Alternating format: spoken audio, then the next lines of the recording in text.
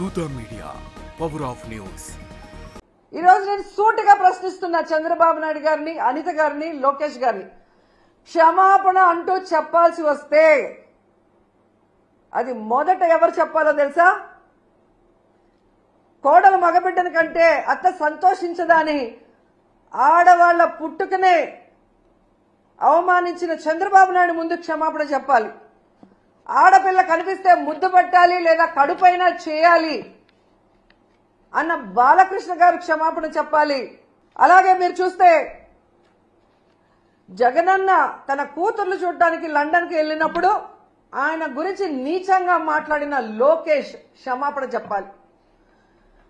అలాగే భారతమ్మ విజయమ్మ గురించి నిన్న ఎంత ఘోరంగా మాట్లాడారో మీరు చూశారు అనిత గారు, ఆవిడ క్షమాపణ చెప్పాలి.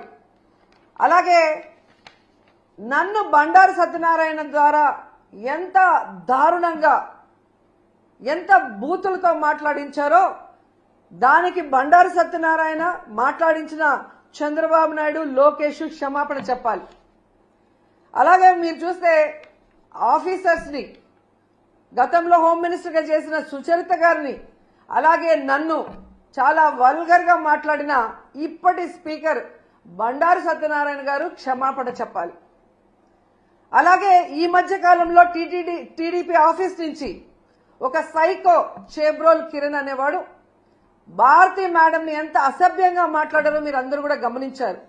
మరి టీడీపీ ఆఫీసులో అతనితో మాట్లాడించిన చంద్రబాబు నాయుడిని, లోకేష్ ని క్షమాపణ చెప్పాలి. వాళ్ళ మీద కేసులు కూడా పెట్టాలి అంత ఘోరంగా మాట్లాడినందుకు.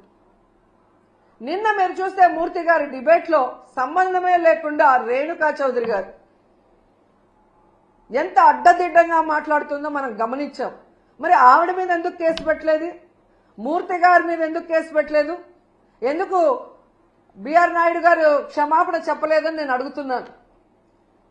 For more updates please subscribe దూత మీడియా.